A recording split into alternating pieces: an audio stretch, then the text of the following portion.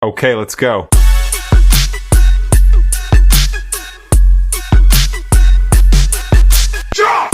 Okay, I want you to picture this. It's, say, 6 a.m. on a Tuesday.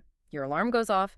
For some people, maybe this is you, your eyes just snap open, feet hit the floor, you're ready to go. But for others, that sound it's physically painful. It feels like you're being dragged out of the deepest part of the ocean. Your brain is all foggy. Your body is just screaming at you that it's still the middle of the night. And that screaming, it isn't just an attitude problem, it's a biological reality. What you're describing there is a conflict, and it's happening deep inside the brain's control center. Exactly. We are talking about the master clock. And today, we're doing a deep dive into what happens when that clock breaks. Or, maybe more accurately, when it decides to run on a completely different time zone than the rest of the world. We are digging into the clinical science of circadian rhythm sleep-wake disorders. It's a fascinating topic because it sits right at that intersection of hard biology and social expectation. Yeah. And at the center of it all is the suprachiasmatic nucleus. Which is a mouthful. It is. Most people just call it the SCN. The SCN. Right. It sounds like something out of a sci-fi movie. The SCN is offline.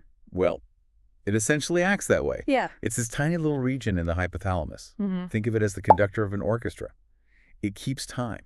It coordinates your whole 24-hour cycle, your circadian rhythm.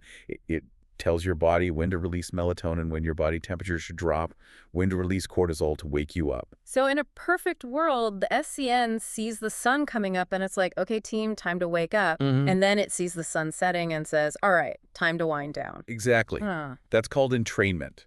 The internal clock synchronizes with the external environment. Mm-hmm. But the disorders we're looking at today happen when that synchronization, when it fails.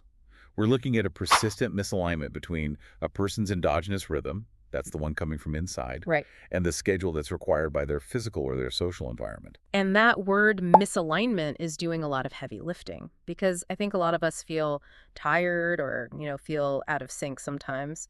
But looking at our source material, specifically the DSM-5 criteria, there's a really strict line between I'm tired and I have a disorder. That is the crucial distinction. The DSM-5, which is the standard diagnostic manual. A rule book, basically. The rule book, exactly. Yeah. It lays out 3 specific hurdles, criteria A, B, and C, that you have to clear to get this kind of diagnosis. You can't just be a night owl who regrets staying up a bit too late. Okay, let's unpack those because I found the language here really interesting. Criterion A seems to be the root cause check. It is. Criterion A states that there has to be a persistent or recurrent pattern of sleep disruption. And this is the key. It has to be caused by an alteration of the circadian system itself, or that misalignment. So if I stay up till 3 a.m. playing video games just because I lose track of time, but I could have gone to sleep at 11 p.m. if I wanted to, that's not it. Exactly. That's a behavioral choice. Criterion A implies that your biology is actively fighting the schedule. Your body is releasing awake hormones when you're trying to sleep, or sleep hormones when you're trying to work. Which leads directly into criterion B. This is the symptom list. Right. The disruption has to lead to excessive sleepiness or insomnia, or sometimes both. You're either staring at the ceiling when you should be sleeping, or you're nodding off in meetings when you need to be awake. But the one that really struck me, and I think this is the most important one for you to understand, is criterion C. This is the so what clause. It is. It's the reality check. Criterion C says the disturbance must cause clinically significant distress or impairment in social, occupational, or other important areas of functioning. I love this because it adds so much nuance. So let's say I have a friend, we'll call him Dave, and Dave's body clock just naturally wants him to sleep from, 4 a.m. to noon. The classic delayed phase. Exactly. But Dave is a freelance graphic designer. He works from home. He makes his own hours. He's totally happy. According to the book, Dave doesn't have a disorder. He does not, because there's no impairment. He has built a life that perfectly fits his biology. But what if Dave takes a job as a bank teller, and now he has to be at his desk at 8:30 in the morning? Now Dave has a disorder. His biology hasn't changed one bit. Yeah. But the context has. Suddenly, he's experiencing distress. He's slicking through alarms. He's groggy all day. Maybe he even gets fired. That's the impairment. It's like, imagine having jet lag. We've all had that feeling after a long flight, that foggy, sort of nauseous, my brain isn't working feeling. Yes, of course. Now imagine feeling that every single day of your life without ever getting on a plane. And unlike travel jet lag, which fades after a few days as you adjust, it never goes away. That's a perfect analogy. We call that social jet lag. Your body is permanently living in a different time zone than the people around you. And the source material breaks down exactly how that time zone difference can manifest. There are several specific types of these disorders. Let's start with the most common one, the one that I think gets the most judgment from society, the delayed sleep phase type. This is your classic night owl scenario, but it's pushed to a pathological level. The clinical definition is a pattern of delayed sleep onset and awakening times. So the clock is just set too late. Correct. The struggle here is a genuine inability to fall asleep at a conventionally acceptable time. It isn't that they aren't tired, it's that their sleep gate, so to speak, doesn't open until maybe 2 a.m., 3 a.m., or even later. And the flip side is the morning. This isn't just someone hitting the snooze button because their bed is warm. No. The text describes an inability to wake up at a normal time. Because if your body thinks 4 a.m. is bedtime, then 7 a.m. is the middle of your deep sleep cycle. Waking up then is fighting extreme physiological resistance. And yet we tend to label these people as lazy, don't we? Oh, look at him sleeping in until noon. We do, and that stigma is a big part of the distress in Criterion C. But here's where it gets really interesting. The source material includes a specifier for this type called familial. Meaning it runs in the family. Yes, there's a strong genetic component. If you're a profound night owl, and your parents were night owls, you've likely inherited a specific variation in your clock genes. It's hardware, not software. You aren't lazy, you are genetically programmed to, guard the cave while the rest of the tribe sleeps. That is a much cooler way to look at it. Now compare that to the complete opposite end of the spectrum, the advanced sleep phase type. This is the mirror image. The clock is set too early. These are individuals who have an inability to remain awake until a desired later time. They are biologically ready for bed at, say, 6:00 or 7:00 c.m. I feel like we usually associate this with older people, the quote-unquote grandparent schedule. It is more common as we age, but it can happen to anyone. And while society is generally a bit kinder to early birds, this can be incredibly isolating socially. Imagine trying to go on a dinner date or see a movie when your body's just screaming at you to sleep the second the sun goes down. And then waking up at 3 a.m. with absolutely nothing to do. Exactly. And just like the delayed type, they cannot force their sleep cycle to shift. They're stuck in that advanced time zone. So those are the two shifted types. The clock works, it keeps 24-hour time, it's just set to the wrong hour. But then we get into the types where the clock itself seems to be, well, broken. The non-24-hour sleep-wake type.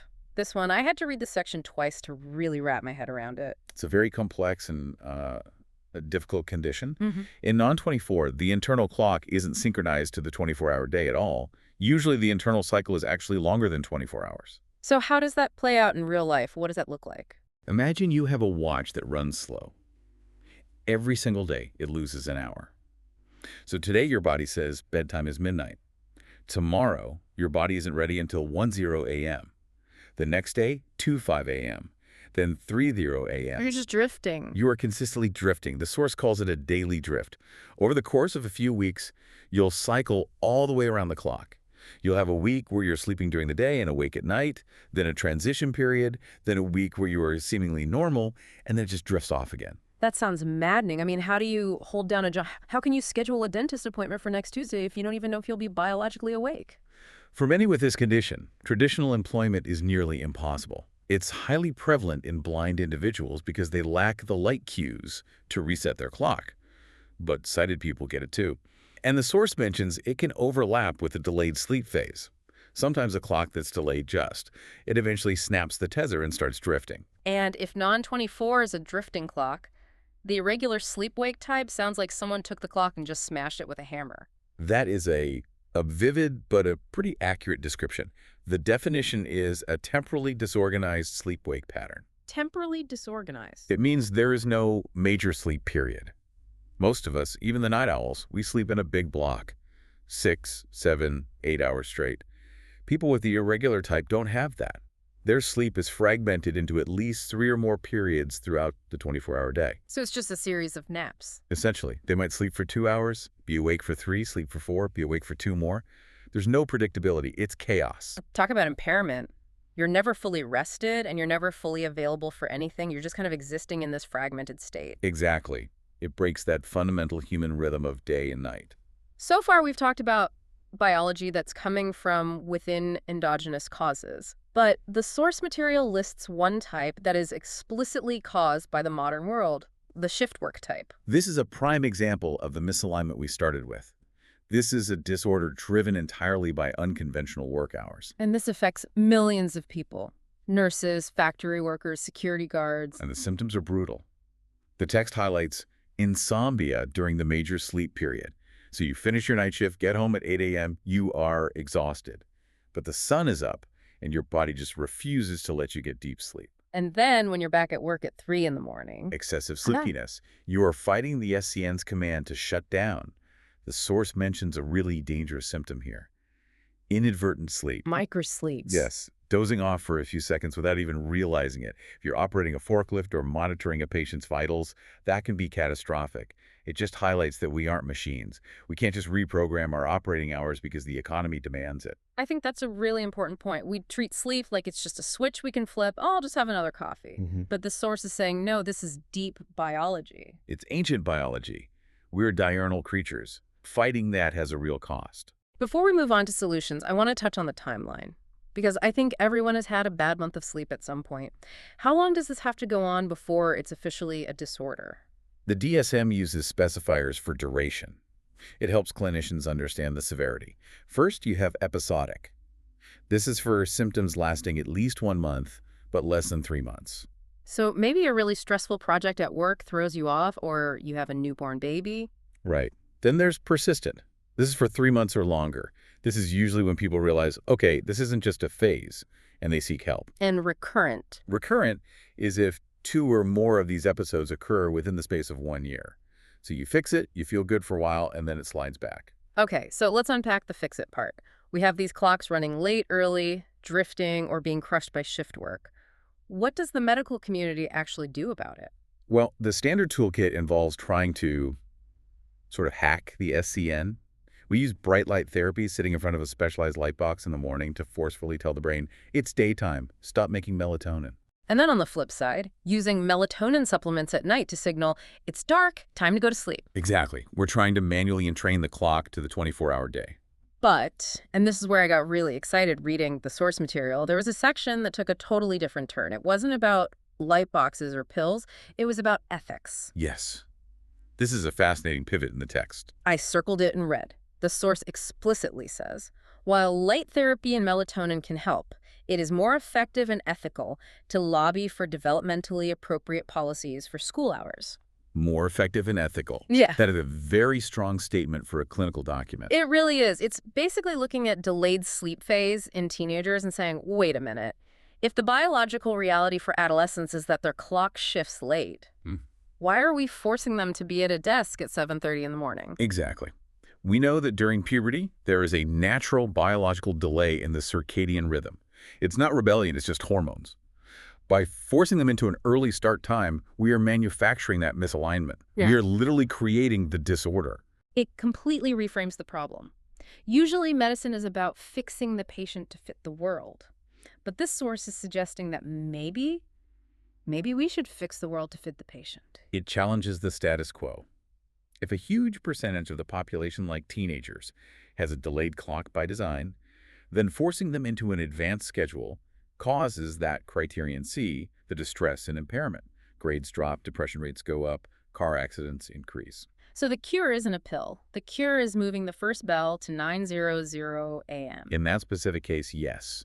And it applies more broadly. Think about the shift worker. We can treat them for insomnia, we can give them stimulants to stay awake, but the root cause is the schedule itself. It raises this huge philosophical question. If our biological clocks are hardwired, if they're these powerful ancient mechanisms, at what point do we stop treating the individual for a disorder and start treating society for its rigidity? That is the ultimate takeaway. We value consistency. Everyone starts at 9, everyone ends at 5. But biology values diversity. Some people guard the night, some people guard the morning. And if we just embraced that, if we let the night owls work the late shift and the early birds open up the shop, then you remove the misalignment. And if you remove the misalignment, you remove the distress. And without the distress, do you even have a disorder anymore? that is a provocative thought.